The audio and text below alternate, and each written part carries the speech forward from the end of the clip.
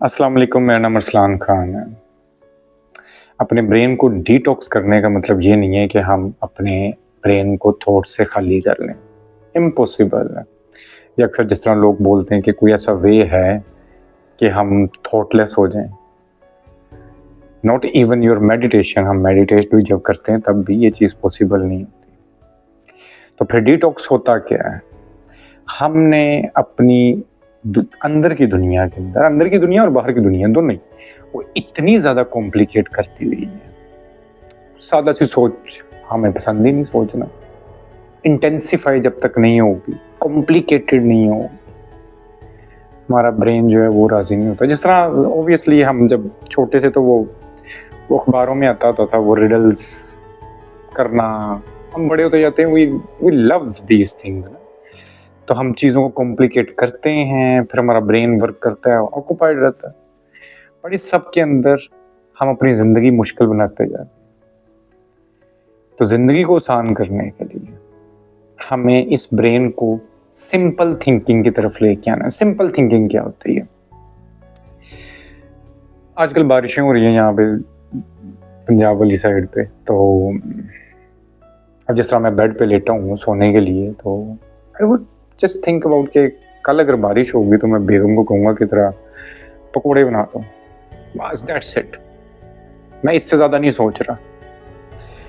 मुझे बारिश हो रही है यही सोचना है, बारिश हो रही है। मैं अब इसको ओवर थिंक करता हूँ, अगर बारिश होगी यार कहीं वो फ्लडेड ही ना हो जाए, हम बाहर टाउन ही ना डूबा हो, क्योंकि पिछले दिनों ऐसा सीन भी हुआ था। लाइट चली गई, पानी आएगा नहीं आएगा, 100 चीज़ें सोच सकता हूँ, 1000 चीज़ें सोच सकता हूँ।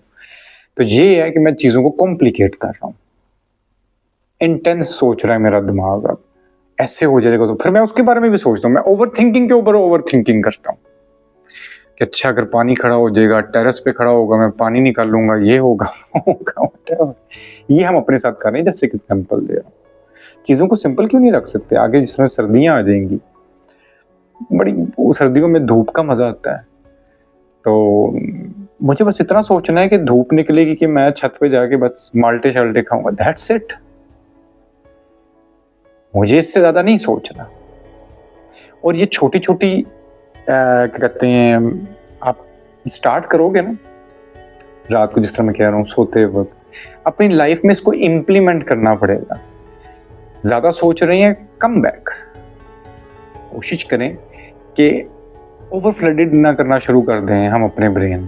अच्छी खासी एनर्जी चाहती है यार ओवर थिंकिंग के अंदर वो। और ऊपर से आप जब ऑलरेडी अपने ब्रेन को इतना ज़्यादा भर लेते हो ना, तो आप लाइफ के अंदर कुछ और करने लायक नहीं रहते। वो ऑलरेडी इतना ज़्यादा ऑक्यूपाइड हुआ होता है। मुझे वो बड़ी प्यारी थी एक मिसाल पसंद के, एक ज़ेन मास्टर के पास एक प्रोफेसर जाता है, तो ज़ाहिर वो ज़ेन मास्टर के सामने प्रोफेसर साहब अपनी ज़रा शोखियाँ मार रहे होते हैं, ये चीज़ ऐसे है, ये चीज़ वैसे है, ये चीज़ ऐसे है, बताता जा रहा होता है। प्रोफेसर साहब ने काफ़ी किताबें पढ़ी होती हैं। वो जितनी देर तक बोलता जा रहा होता है उतनी देर तक जो है ना, वो जो ज़ेन मास्टर होता है ना, वो चाय के कप में ना वो चाय डालता जाता है, और इतना डालता जाता है कि बाद में वो चाय गिरना शुरू हो जाती है कप से। तो प्रोफेसर कहता है, सर जी आप क्या कर रहे हैं, ये तो नीचे गिरना शुरू हो गया। तो वो उसको यही जवाब देता है कि मैं ये तुम्हारा भी यही हाल है। तो मेरे पास आ तो गए हो, पर तुम तो ऑलरेडी भरे पड़े हो, तुम्हारा मेरे पास क्या काम है? थोड़ा सा खाली हो गया हो, शायद फिर तुम्हें मेरी भी समझ आई कि मैं किस एंगल से इस दुनिया को देखता हूँ, मेरे नजरियात के। हम तो अपने अंदर ही इतना भरे पड़े होते हैं कि किसी और को हमने क्या देखा। फिर हमारे अंदर एक और बड़ा जो है ना मसला होता है कि हम इनपरफेक्शंस को ढूंढते हैं। जिस तरह अक्सर हम बोलते हैं ना कि हम गुलाब नहीं देख रहे होते, हम कांटों को देखना शुरू कर देते हैं। आई नो मैनी पीपल जिनको लगता है कि अगर हम दिखने में अच्छे नहीं हैं, हम फाइनेंशियली स्टेबल नहीं हैं, तो ये शायद हमारे अंदर कोई कमी रहेगी। हम ऐसे बात नहीं कर सकते, ऐसे चल नहीं सकते, ये नहीं कर सकते, वो नहीं कर सकते। मेरा मानना है कि दुनिया का हर इंसान स्पेशल है, क्योंकि हर इंसान यूनिक है। मेरे जैसा इंसान ना पहले कभी आया, ठीक है, ना आगे कभी आएगा। इट्स नॉट कि मैं बड़ा कोई अजीम आदमी हूँ, हर इंसान का इसी तरह है। आपके जैसा ना पहले कोई आया है ना आगे कोई आया है। कुदरत हर इंसान को यूनिक बनाती है, मुख्तलिफ बनाती है, कमाल है उसका, यही उसकी ब्यूटी। हम इसके ऊपर भी अपने आप को जो है वो कि वैसे नहीं हो सके, वैसे नहीं हो सके, वैसे नहीं हो सके। तो इसके ऊपर भी वो एक बड़ी प्यारी वो थी, वो कहानी सी थी कि कहते हैं एक बंदा था, वो थोड़े दूर से ना पानी भर के लेके आता होता था। तो उसके पास 2 वो थे, बकेट्स थे। तो उसमें पानी भर के वो अपने घर के लिए ले जाता होता था। रास्ता जरा काफी दूर था। तो बकेट के जो एक बकेट थी ना, वो उसमें ना थोड़ा सा छेद या मतलब थोड़ा सा सुराख सा था या क्रैक था। तो उसमें से पानी अक्सर निकल जाता होता था। जब वो घर आता था, एक पानी भरा होता था एक बकेट, दूसरी में जरा कम हो जाता था। तो कहते हैं कि वो जो बकेट थी वो उसने कहा कि मैं तो बड़ी नकारा सी चीज हूँ। अपने आप को उसने कमतर फील कर रही थी। तो उसको वो जो शख्स होता है जिसकी वो बकेट्स होती हैं, वो जवाब देता है कि शायद तुमने फिर वो फूल नहीं देखे जो उन प्लांट्स पे उगे होंगे जो तुम्हारी वजह से उगे हैं, उस रास्ते के अंदर जिससे हम घर आते हैं। कि वो जब वापस आता था, वो जो क्रैक था वहां से जो पानी गिरता था जमीन पे, वो पानी गिरने से जाहिर है वहां पे प्लांट्स उग जाते थे, वहां पे फूल उग जाते थे। तो कुदरत तो हर चीज, वो हमारा नजरिया होता है अपने आप को कमतर देखना या कमतर या सुपीरियर ही देख लेना। किसी को लगता है कि वो बड़ा सुपीरियर है किसी वजह से, और किसी को लगता है वो इंफीरियर है। तो मेरा मानना ये है कि हम चीजों को ओवर थिंक करते जाते हैं। सादा सी नजर से देखो, सादा से अंदाज से देखो चीजों को, वैसे ही नजर आएंगी जिस तरह मैं बता रहा हूँ।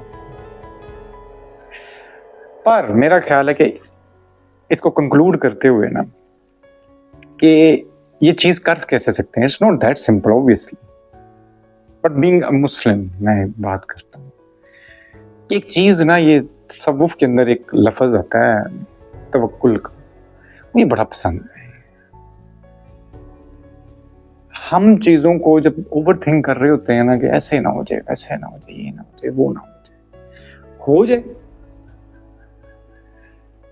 तवक्कुल अगर आपको आ जाए ना, तो आप ओवर थिंक करना ही छोड़ देते हो। चाहे कोई सिचुएशन ही क्यों ना हो। आगे का तो सोचना कि कहते हैं क्या होगा ही नहीं होगा, अभी भी जो होगा आप कहोगे बस ठीक है, जो हो रहा है बेहतर हो। इस पे मैं वीडियो खत्म भी सिर्फ एक छोटी सी स्टोरी पे करूंगा। पहले भी शायद बड़ी दफा सुनाई है, उसको थोड़ा सा अल्टर करके जो है ना मैं सुनाता हूँ आपको, मुझे बहुत पसंद है। उसके अंदर ना एक फार्मर होता है, उसका घोड़ा भाग जाता है।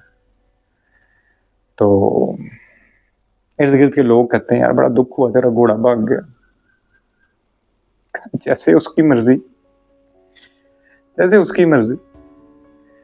तो कहते थोड़े दिन के बाद वो जो घोड़ा है ना, ढेर सारे और घोड़े अपने साथ ले आया फार्मर के घर।